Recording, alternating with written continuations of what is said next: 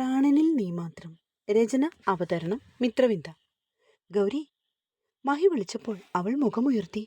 ഗൗരി, നീ കരയുവാണോ മോളെ? ഞാൻ വെറുതെ പറഞ്ഞതല്ലേ. അപ്പോഴേക്കും നിനക്ക് ഫീൽ ചെയ്തോ? അവൻ ഗൗരിയോട് കുറച്ചുകൂടി ചേർന്നിരുന്നു. ഗൗരി, നീ എന്തിനാ കരയുന്നത്? അവൻ അവളുടെ മിഴിനീർ അമർത്തി തുടച്ചു. ഞാൻ എൻ്റെ അച്ഛനെയും അമ്മയൊക്കെ ഓർത്തുപോയി. പെട്ടെന്ന് എനിക്ക്. ഗൗരി വിതുമ്പി. ഓ, അതായിരുന്നോ? താൻ കരുതി തന്നെക്കുറിച്ച് ഓർത്താവുമെന്ന്. വെറുതെ എന്തൊക്കെയോ ചിന്തിച്ചു കൂട്ടി. മഹി മനസ്സിലോർത്തു. ഒരു ദീർഘനിശ്വാസത്തോടെ അവൻ അവളെ നോക്കി. അതൊക്കെ ഓർത്ത് ഇനി സങ്കടപ്പെടേണ്ട ഗൗരി. കഴിഞ്ഞ കാര്യങ്ങളല്ലേ ഒക്കെ. മഹി അവളെ ആശ്വസിപ്പിച്ചു. ശരിയാണ് മഹിയേട്ട, പക്ഷെ എത്രയായാലും താൻ കിടക്ക്. നാളെ സ്കൂളിൽ പോകേണ്ടതല്ലേ. മഹി പെട്ടെന്ന് വിഷയം മാറ്റി. കിടന്നോളാം. പുറം തിരിഞ്ഞു കിടക്കുന്നവളെ വീണ്ടും നോക്കിപ്പോയി അവൻ. താൻ എത്രയൊക്കെ പറഞ്ഞിട്ടും ഇവള് തിരിച്ചൊരു വാക്കുപോലും പറഞ്ഞില്ലല്ലോ. അപ്പോൾ ഗൗരിക്ക് തന്നോട് എന്തെങ്കിലും ആവട്ടെ. തനിക്ക് വിധിച്ചവളാണെങ്കിൽ എല്ലാം ശരിയായി വരും. അവൻ കണ്ണുകൾ അടച്ചു. മിഴിവോടെ തെളിഞ്ഞു നിൽക്കുകയാണ് ഗൗരിയുടെ ഈറൻ മിഴികൾ. പക്ഷെ അത് അവൾ തന്നെ ഓർത്തതുകൊണ്ടല്ല, അവളുടെ അച്ഛനെ അമ്മയെ ഓർത്തായിരുന്നത്രേ. ലേശം കുശുമ്പ് തോന്നിയോ തനിക്ക്? അതെന്താ ഇവൾക്ക് തന്നെ ഓർത്താൽ? താനല്ലേ ഉള്ളൂ അവക്കിപ്പോ. മഹി കണ്ണു തുറന്ന് ഗൗരിയെ നോക്കി. ദുഷ്ട, കിടക്കുന്ന കിടപ്പ് വേണ്ടില്ലേ? ഈ തുടുത്ത കവിളൊന്ന് കടിച്ചു പറിച്ചെടുക്കാൻ തോന്നുവാ. അവൻ മനസ്സിൽ മന്ത്രിച്ചു. ഇത്ര വേഗം തന്നിലേക്ക് ചേക്കേറാൻ എന്ത് അത്ഭുത വിദ്യയാണ് ഗൗരിക്കുട്ടിയുടെ കയ്യിലുള്ളത്. കല്യാണമേ വേണ്ടെന്ന് പറഞ്ഞു നടന്ന താനാണ്. അവളുടെ അമ്മ കാശ് മേടിച്ചിട്ടാണ് ഈ വിവാഹത്തിന് വാക്ക് പറഞ്ഞതെന്ന് രാഘവനമ്മാവൻ പറഞ്ഞപ്പോൾ പുച്ഛമായിരുന്നു തനിക്ക്. തള്ളയെപ്പോലെ ആയിരിക്കും മകളുമെന്നോർത്തു. അതുകൊണ്ടാണ് ഗൗരിയോട് താൻ ദേഷ്യം കാണിച്ചതുപോലും. താൻ താലിമാല തിരിച്ചു ചോദിച്ചപ്പോൾ അവൾ ശക്തമായി എതിർത്തു. അവൾ ഏറ്റവും കൂടുതൽ മൂല്യം കാണിക്കുന്നത് താൻ ചാർത്തിയ താലിക്കാണെന്ന് മനസ്സിലാക്കിയ ആ നിമിഷം മുതൽ ഗൗരി തനിക്ക് പ്രിയപ്പെട്ടവളാക്കുകയായിരുന്നു. കാശ് മേടിച്ചത് എൻ്റെ സ്വന്തം അമ്മ അല്ലാന്നും എൻ്റെ ചെറിയമ്മയാണെന്നും എൻ്റെ അമ്മ എനിക്ക് 2 വയസ്സുള്ളപ്പോൾ മരിച്ചു പോയെന്നുമൊക്കെ തന്നോട് നെഞ്ചു പൊട്ടി പറയുന്നവൾ. മറക്കാനാവുന്നില്ല ആ ഒരു ദിവസം. ഓർമ്മകൾ ഒരു തിരുമാല പോലെ അവനെ വന്ന് പുൽകുകയാണ്. ഈ സമയം മഹി പറഞ്ഞ ഓരോ വാചകവും ഓർത്തുകൊണ്ട് നെഞ്ചു നീറി അടുത്തുറങ്ങാതെ കിടക്കുന്നവളുണ്ടെന്ന് അവൻ അറിഞ്ഞിരുന്നതുമില്ല. അടുത്ത ദിവസം കാലത്തെ ഗൗരി ഉണർന്നു. മഹിയപ്പോൾ കുളിയൊക്കെ കഴിഞ്ഞിറങ്ങി വരുന്നു. മഹിയുടെ നേരത്തെ ഉണർന്നോ? ഗൗരി ബെഡിൽ എഴുന്നേറ്റിരുന്നു. ഇല്ലടോ, താൻ ഓക്കെ ആയോ? ഫസ്റ്റ് ഡേയിലെ വേദനയൊക്കെ ഉള്ളൂ, പിന്നെ ശരിയാവും. താൻ ചെന്ന് ഫ്രഷ് ആയി വാ, ഞാൻ താഴെ കാണും. അവൻ റൂം തുറന്ന് വെളിയിലേക്ക് ഇറങ്ങി. ഗൗരി വാഷ്റൂമിലേക്കും പോയി. മഹിയാണെങ്കിൽ നേരെ അടുക്കളയിലേക്ക് ചെന്നു. ഫ്രിഡ്ജിൽ നിന്നും പാലെടുത്തു. എന്നിട്ട് അസലായിട്ട് ഒരു ബ്രൂ കോഫി ഉണ്ടാക്കി. ഗൗരി കയറി വന്നപ്പോൾ അവൻ കോഫി എടുത്ത് അവളുടെ കയ്യിലേക്ക് കൊടുത്തു. മഹിയേട്ടൻ ഇതൊക്കെ അറിയോ? അവൾ പുഞ്ചിരിയോടെ അവനോട് കോഫി വാങ്ങി. ഒരു കോഫി ഉണ്ടാക്കാനൊക്കെ അത്യാവശ്യം എനിക്കറിയാം. ഓ, അടിപൊളിയാണല്ലോ. ഒരു ഇറക്ക് കുടിച്ചിട്ട് അവൾ മഹിയെ നോക്കി. Okay, thank you. പിന്നെ ഗൗരി, താൻ ഇന്ന് ബ്രേക്ക്ഫാസ്റ്റ് ഒന്നും ഉണ്ടാക്കണ്ട. അതെന്താ? നമുക്ക് പുറത്തുനിന്ന് കഴിക്കാം. അയ്യോ, അതൊന്നും വേണ്ട. ഫ്രിഡ്ജിൽ പാലപ്പത്തിന് അരച്ചു വെച്ചിട്ടുണ്ട്. അതെടുത്ത് അപ്പം ഉണ്ടാക്കാം, മുട്ട റോസ്റ്റും വയ്ക്കാം. അവൾ ചോറ് വയ്ക്കുവാനായി കലമെടുത്ത് വെള്ളം പിടിച്ചു. പുറത്തുനിന്ന് കഴിക്കാം ഗൗരി. ഏട്ടന് നിർബന്ധമാണെങ്കിൽ കഴിക്കാം. ഒരു ചേഞ്ച് ആയിക്കോട്ടെ. എന്നും ഹോംലി ഫുഡല്ലേ. അവൾ കുറച്ച് കോവയ്ക്കയും മത്തനും അച്ചിങ്ങ പയറും ഒക്കെ ഫ്രിഡ്ജ് തുറന്നെടുത്ത് വെളിയിലേക്കിട്ടു. മഹി പുറത്തേക്ക് ഇറങ്ങിപ്പോയി. ന്യൂസ് പേപ്പർ എടുക്കാനാവുമെന്ന് ഗൗരി ഊഹിച്ചു. കോവയ്ക്കാത്തോരനും മത്തനെരിശ്ശേരിയും അച്ചിങ്ങ മെഴുക്ക് പുരട്ടിയും അതായിരുന്നു അന്നത്തെ ഊണിനുള്ള വിഭവങ്ങൾ. വേഗത്തിൽ തന്നെ അവൾ എല്ലാം ഉണ്ടാക്കി തൻ്റെ ടിഫിൻ ബോക്സ് എടുത്ത് കഴുകി വെച്ചു. ചോറ് അല്പം കൂടി വേവാനുണ്ട്. അതുകൊണ്ട് അവൾ കുളിച്ച് റെഡിയാവാനായി റൂമിലേക്ക് പോയി. ഓക്കെ സാന്ദ്ര, നന്നായി. താനല്ലേലും മിടുക്കിയല്ലേടോ. മഹിയുടെ ഫോൺ സംഭാഷണം കേട്ടുകൊണ്ട് ഗൗരി കയറി വന്നത്. സാന്ദ്ര എന്നുള്ള പേര് കേട്ടതും അവൾ അനങ്ങാതെ നിന്നു. തീർച്ചയായും തനിക്കുള്ള ട്രീറ്റ് ഞാൻ തരും. Okay, by. ഫോൺ കട്ട് ചെയ്ത് തിരിഞ്ഞതും കണ്ടു. മുഖം തിരിച്ചുകൊണ്ട് തന്നെ മറികടന്നു പോകുന്നവളെ. സാന്ദ്രയായിരുന്നു. ഇന്നലെ നമ്മുടെ കമ്പനിയിൽ നിന്നൊരു മീറ്റിങ്ങിനായി അവൾ ബാംഗ്ലൂർ പോയതാ. അവളുടെ പ്രസൻറ്റേഷനായിരുന്നു ഏറ്റവും നമ്പർ 1. എന്നെ വിളിച്ചു പറയുക ഇപ്പോൾ. അതിന് ഞാനൊന്നും ചോദിച്ചില്ലല്ലോ. അവനെ നോക്കാതെ ഗൗരവത്തിൽ തൻ്റെ ഒരു സൽവാർ എടുത്തുകൊണ്ട് ഗൗരി വാഷ്റൂമിലേക്ക് പോയി. ഓ, ഇവളെ മനസ്സിലാകുന്നില്ലല്ലോ ഭഗവാനെ. മഹി തലയിൽ കൈവച്ചു. ബ്രേക്ക്ഫാസ്റ്റ് പുറത്തുനിന്ന് കഴിക്കാമെന്ന് അവൻ പറഞ്ഞതുകൊണ്ട് ഗൗരി നേരത്തെ തന്നെ റെഡിയായി. അല്ലെങ്കിൽ സ്കൂളിലെത്താൻ വൈകും. എന്നാലും അവൻ്റെ സാന്ദ്രയോടുള്ള പെരുമാറ്റം അതോർത്തപ്പോൾ ഗൗരിക്ക് ദേഷ്യം തോന്നി. കഴിക്കാനായി വരാമെന്നും പറഞ്ഞും പോയി. ടിഫിൻ ബോക്സ് എടുത്ത് ബാഗിൽ വെച്ചുകൊണ്ട് അവൾ ഹോളിലേക്ക് ചെന്നു. ഇറങ്ങാം. താല്പര്യമില്ലാത്ത മട്ടിൽ അവൾ ഒന്ന് മൂളി. നിനക്കെന്താ പറ്റിയേ? വീട് പൂട്ടിയിട്ട് അവൻ ഗൗരിയെ നോക്കി. എന്തു പറ്റാൻ? രാവിലെ ഒരു കുഴപ്പമില്ലായിരുന്നല്ലോ. എന്നിട്ട് ഇപ്പോൾ എന്താ നിന്റെ മുഖമൊക്കെ വീർത്തിരിക്കുന്നേ? എൻ്റെ മുഖം എന്നും ഇങ്ങനെയാ. നിങ്ങൾക്ക് സൗകര്യം ഉണ്ടെങ്കിൽ കണ്ടാൽ മതി. സാന്ദ്ര വിളിച്ചു കഴിഞ്ഞപ്പോഴാണല്ലോ നിനക്കിത്ര ദേഷ്യം. എനിക്കെല്ലാം മനസ്സിലാവുന്നുണ്ട് കേട്ടോ. എനിക്കും. അതും പറഞ്ഞ് ഗൗരി അവൻ്റെ ഒപ്പം കാറിലേക്ക് കയറി. ഗൗരി, സാന്ദ്ര എൻ്റെ. അവനെ പൂർത്തിയാക്കുവാൻ ഗൗരി സമ്മതിച്ചില്ല. മഹേട്ട, സാന്ദ്രയുടെ ഒരു കാര്യവും എന്നോട് കൂടുതലൊന്നും പറയണ്ട. എനിക്ക് കേൾക്കാനൊട്ട് താല്പര്യവുമില്ല. അതങ്ങ് പറഞ്ഞാൽ മതി. കോമൺ സെൻസ് ഉള്ള ആർക്കും കാര്യം പിടികിട്ടും. പിടികിട്ടിയെങ്കിൽ പിന്നെ മിണ്ടാതിരുന്നൂടെ? അവളുടെ മുഖം അല്പം കൂടി വീർത്തു. ഹോട്ടൽ ആരിഫവിൻ്റെ മുന്നിൽ അവൻ വണ്ടി നിർത്തി. ഇവിടെ അത്യാവശ്യം നല്ല ഫുഡാണ്. കാർ പാർക്ക് ചെയ്തിട്ട് അവൻ പറഞ്ഞപ്പോൾ ഗൗരി ഒന്ന് മൂളി. രണ്ടാളും നെയ്റോസ്റ്റാണ് ഓർഡർ ചെയ്തത്. കൂടെ ഓരോ ഫിൽറ്റർ കോഫിയും. മഹി പറഞ്ഞതുപോലെ വളരെ ടേസ്റ്റി ആയിട്ടുള്ള ഭക്ഷണമാണ്. നിനക്ക് പാർസൽ എന്തെങ്കിലും വേണോ? ഇടയ്ക്ക് അവൻ ഗൗരിയോട് ചോദിച്ചു. വേണ്ട, ഞാൻ ചോറെടുത്തിട്ടുണ്ട്. എങ്കിൽ പോയാലോ? സ്കൂൾ ഗേറ്റിങ്കിൽ അവളെ ഇറക്കി വിട്ടിട്ട് മഹി വണ്ടി മുന്നോട്ടെടുത്തു. പാവം സാന്ദ്ര. അവൾ അറിയുന്നുണ്ടോ അവളുടെ പേരും പറഞ്ഞ് എൻ്റെ ഭാര്യ ഉണ്ടാക്കിയ പൊല്ലാപ്പ്? അവൻ ഉറക്കെ ചിരിച്ചു. മോളെ ഗൗരി, നിന്നെക്കൊണ്ട് ഞാൻ ഒട്ടും വൈകാതെ പറയിക്കും. എനിക്കെൻ്റെ മഹിയേട്ടനെ ജീവനാണെന്ന്. ജീവൻ്റെ ജീവൻ. മഹിയേട്ടനില്ലാതെ ഒരു നിമിഷം പോലും എനിക്ക് പറ്റൂല എന്ന് പറഞ്ഞ് നെഞ്ചിലേക്ക് നീ കൂട്ടും മോളെ. അവളുടെ മുഖം ഓർക്കും തോറും മഹിക്കവളെ ആഞ്ഞു പുൽകാൻ തോന്നി. ഫ്രീ അവർ കിട്ടിയപ്പോൾ ഗൗരി ഫോണെടുത്ത് ടീച്ചറമ്മയെ വിളിച്ചു. ഹലോ അമ്മേ. മോളെ, നീ സ്കൂളിലാണോ? അതെ അമ്മേ. അമ്മ എന്തെടുക്കുവാ? ഞാൻ വെറുതെ ഇരിക്കുവാ. അവിടെ എന്തൊക്കെയുണ്ട് മോളെ വിശേഷം? പ്രത്യേകിച്ചൊന്നുമില്ല അമ്മേ. അമ്മ ഇന്നലെ എന്നോട് എന്തോ ഒരു കാര്യം പറയാമെന്ന് സൂചിപ്പിച്ചല്ലോ, അതുകൊണ്ട് വിളിച്ചതാ. ആ, ശരിയാണ് മോളെ. മഹി കൂടെയുള്ളപ്പോൾ പറഞ്ഞാലേ അത് ശരിയാവില്ല. അതുകൊണ്ടാണ് അമ്മ അങ്ങനെ പറഞ്ഞത്. എന്താ അമ്മേ കാര്യം? മോളെ, നാളെ കഴിഞ്ഞ് മഹിയുടെ പിറന്നാളാ. മോൾ അവനെയും കൂട്ടി ഒന്ന് അമ്പലത്തിൽ പോകണം. അയ്യോ അമ്മേ, എനിക്ക് പോവാൻ മേല. പീരിയഡ്സ് ആണ്. അതെയോ? എന്നാ വേണ്ട മോളെ. അതമ്മ അറിഞ്ഞിരുന്നില്ല കേട്ടോ. മഹിയേട്ടനോട് പറയാം ഒന്ന് പോയി തൊഴുതു വരാൻ. ആ, അത് മതി. അമ്മേ, മഹിയേട്ടന് പായസം ഇഷ്ടമാണോ? അവന് സദ്യയും പായസവും ഒക്കെ ഇഷ്ടമാണ്. പക്ഷെ ഒരു പിറന്നാളിന് പോലും അവനിവിടെ കാണില്ല. എവിടേക്കെങ്കിലും പോകും. അമ്മേ, ഹിമച്ചേച്ചിയുടെ കയ്യിൽ ഒന്ന് കൊടുക്കുക. ഓ, പിന്നെന്താ മോളെ, കൊടുക്കാലോ. ഹിമേ, ദേ ഗൗരിയാണ്. അമ്മ ഉറക്കെ വിളിക്കുന്നുണ്ട്. ഹലോ ഗൗരി ചേച്ചി, ഇപ്പം എങ്ങനെയുണ്ട്? എനിക്ക് കുറവുണ്ട് ഗൗരി. നിങ്ങളുടെ വിശേഷമൊക്കെ പറയൂ. സുഖാണോ? സുഖം ചേച്ചി, പ്രത്യേകിച്ച് വിശേഷമൊന്നുമില്ല. ഗൗരി സ്കൂളിലാണോ ഇപ്പോൾ? അതെ ചേച്ചി. മഹി കൂടെ പോരുമല്ലേ? അതെ, ഏട്ടൻ ഇവിടെ കൊണ്ടുവന്ന് വിടും. തിരിച്ചോ? ചിലപ്പോൾ ഡ്രൈവർ അയക്കും, അല്ലെങ്കിൽ മഹിയേട്ടൻ വരും. ബ്രേക്ക്ഫാസ്റ്റൊക്കെ എന്തായിരുന്നു? അത് ഇന്ന് ഞങ്ങൾ പുറത്തുനിന്നാണ് കഴിച്ചത്. നെയ്റോസ്റ്റ്. ആണല്ലേ? ഓക്കെ. ചേച്ചി, ബെല്ലടിച്ചു. ഞാനെന്നാ വെച്ചോട്ടെ. ഓക്കേടാ, ബൈ. അവൾ കോൾ കട്ട് ചെയ്തു. സരസ്വതി അമ്മേ, എങ്ങനെയുണ്ടിപ്പോൾ? എൻ്റെ ഐഡിയ ക്ലിക്കായത് കണ്ടോ? ഹിമയാണെങ്കിൽ അമ്മയെ കെട്ടിപ്പിടിച്ചു. എന്താ മോളെ? അവർക്ക് കാര്യം മനസ്സിലായില്ല. അമ്മ ഇന്ന് രണ്ടാളും കൂടി പുറത്തുനിന്നാണ് ഇത്ര ഫുഡ് കഴിച്ചത്. അതിൻ്റെ അർത്ഥം എന്താ? അമ്മയുടെ മകൻ ഗൗരിയെ സ്നേഹിച്ചു തുടങ്ങി. അത് കേട്ടതും സരസ്വതി ടീച്ചറിൻ്റെ മുഖം പ്രകാശിച്ചു. ഗുരുവായൂരപ്പ, എൻ്റെ മക്കൾക്ക് സന്തോഷവും സമാധാനവും എപ്പോഴും കൊടുക്കണേ. അവർ കണ്ണടച്ച് പ്രാർത്ഥിച്ചു. എങ്ങനെയുണ്ടമ്മ എൻ്റെ ബുദ്ധി? ഹിമ തൻ്റെ ടീഷർട്ടിൻ്റെ വലത് തോൾ ഉയർത്തി.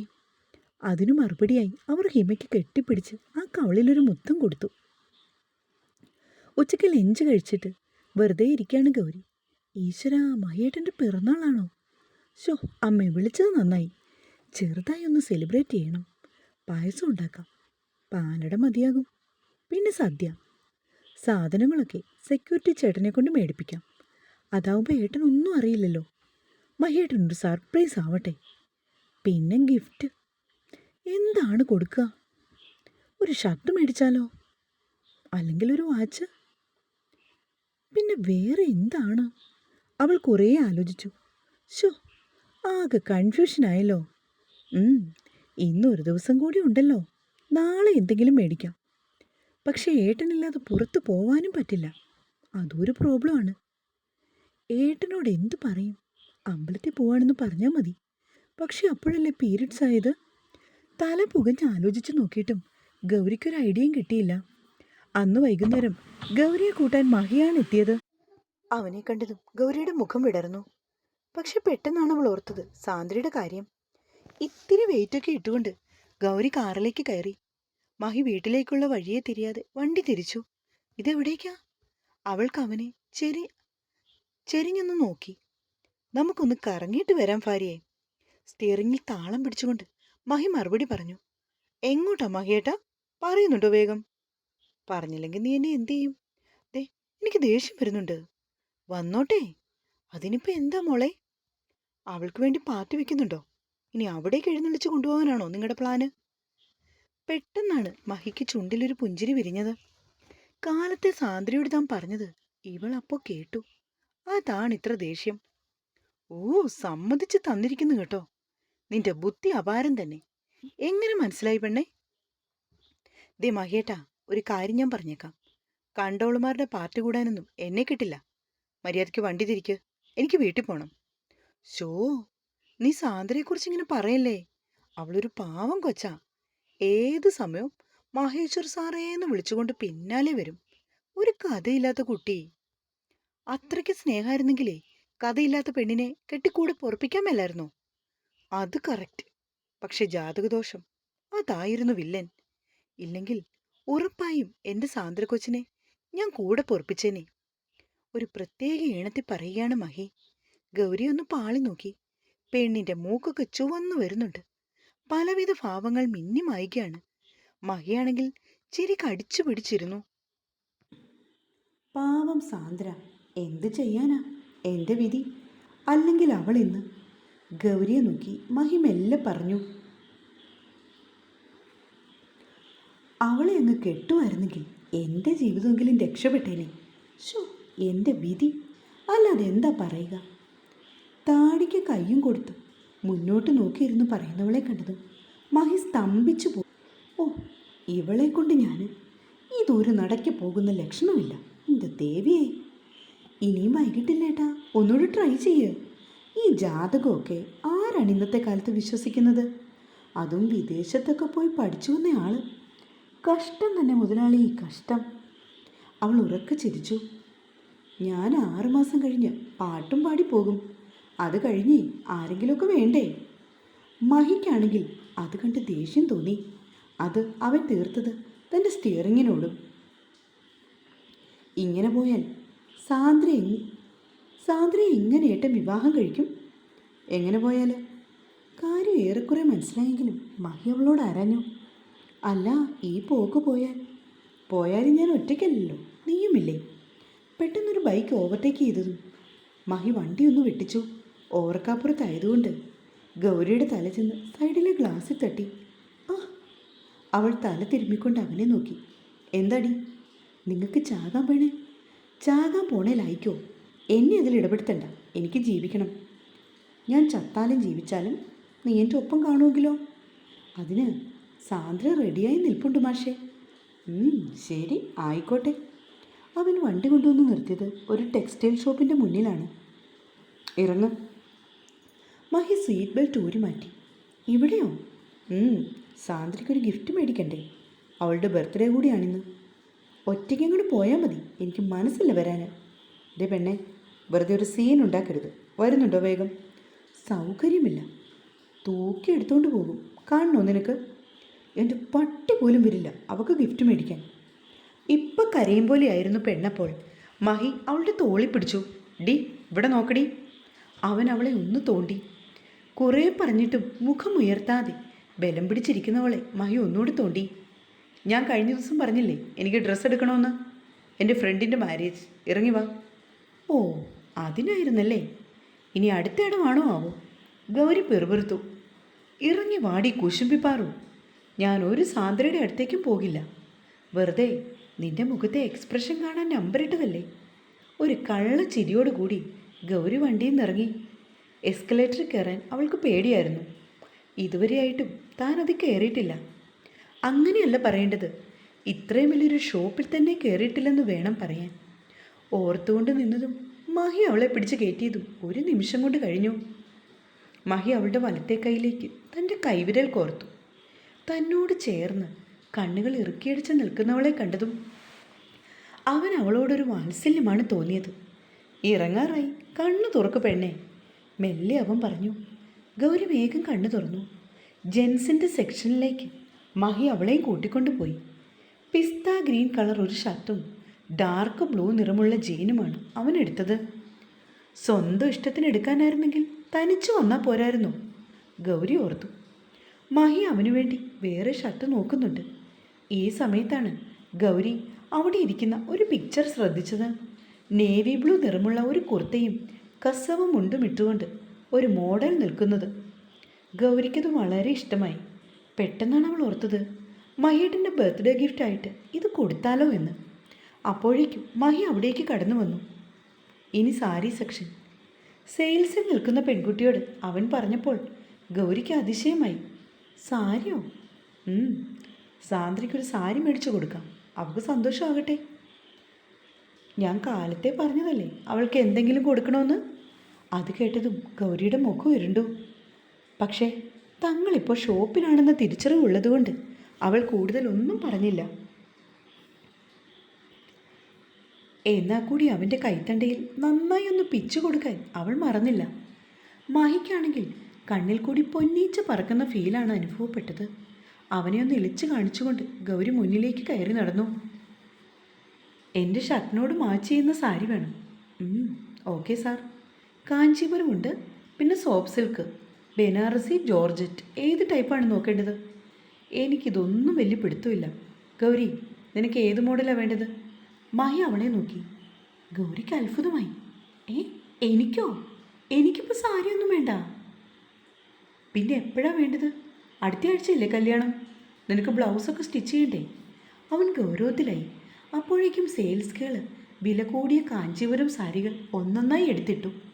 തൻ്റെ ഷർട്ടിനോട് മാച്ച് ചെയ്യുന്ന ഒരു സാരി മഹിക്ക് ഇഷ്ടമായി. റേറ്റ് എത്രയാണ്? 30,000 സാർ. മഹിയേട്ട, ഈ സാരി വേണ്ട, ഇതൊരുപാട് വിലയാകുന്നതാ.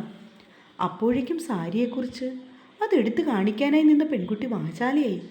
വേണ്ട വേണ്ട, അത്രയും റേറ്റ് കൂടിയതൊന്നും എടുക്കണ്ട മഹിയേട്ട, എനിക്കൊരു കോട്ടൺ സാരി മതി, അതാ എൻ്റെ ഇഷ്ടം. നിനക്കിഷ്ടമുള്ള 4-5 കോട്ടൺ സാരി എടുക്ക്. 4-5 വേണ്ട, ഒരെണ്ണം മതി. പോയി എടുക്ക്. അപ്പോൾ ഈ സാരി വേണ്ടേ മാഡം? വേണ്ടെന്നേ, എന്നെ 1-2 കോട്ടൺ സാരി കാണിച്ചാൽ മതി. ഓക്കെ, അത് അപ്പുറത്തെ സെക്ഷനാ, വരൂ. ഗൗരി പോയതും മഹിയാണെങ്കിൽ ആദ്യം എടുത്ത് സാരി പാക്ക് ചെയ്യാൻ പറഞ്ഞു. ഒപ്പം അതിൻ്റെ ബ്ലൗസും കട്ട് ചെയ്തു.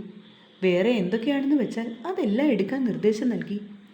1200 രൂപയുടെ മാമ്പഴം മഞ്ഞ നിറമുള്ള ഒരു കോട്ടൺ സാരിയാണ് ഗൗരി എടുത്തത്. ഇത് കൊള്ളാമോ മഹിയേട്ട? അവളത് തൻ്റെ തോളത്തേക്ക് വിടർത്തിയിട്ടുകൊണ്ട് അവനെ നിറഞ്ഞ ചിരിയോടെ നോക്കി. നിനക്കിഷ്ടമായെങ്കിൽ മേടിച്ചോ.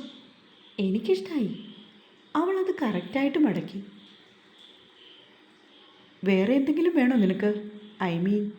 അയ്യേ, അതൊന്നും വേണ്ട. അതിനിത്ര ഒച്ച വയ്ക്കണ്ട, നീ അതെല്ലാം ഇടുന്നതല്ലേ. ശബ്ദം താഴ്ത്തി അവൾക്ക് കേൾക്കാൻ പാകത്തിന് മഹി പറഞ്ഞു. ബില്ല് പേ ചെയ്ത് ചെന്നപ്പോൾ എല്ലാം പാക്ക് ചെയ്ത് കഴിഞ്ഞിരുന്നു. ഗൗരിയാണ് കവറുകൾ മേടിച്ചത്. മഹിയും ഒന്നിച്ച് അവിടെ നിന്ന് ഇറങ്ങി വരുമ്പോൾ പറഞ്ഞറിയിക്കാനാകാത്ത ഒരു സുഖം, സന്തോഷം തന്നെ പൊതിയുന്നതായി അവൾക്ക് തോന്നി. ഈശ്വര, മഹിയേട്ടൻ എന്നെ അംഗീകരിക്കുമോ? ഇന്ന് ആദ്യമായിട്ടാണ് ഇങ്ങനെയൊക്കെ. ഇതൊക്കെ സ്വപ്നമാണോ? എന്നോടാൾക്ക് ഇഷ്ടം തോന്നിയോ ആവോ? എന്നിട്ട് എന്താണ് എന്നോട് തുറന്നു പറയാത്തത്? തുടരും.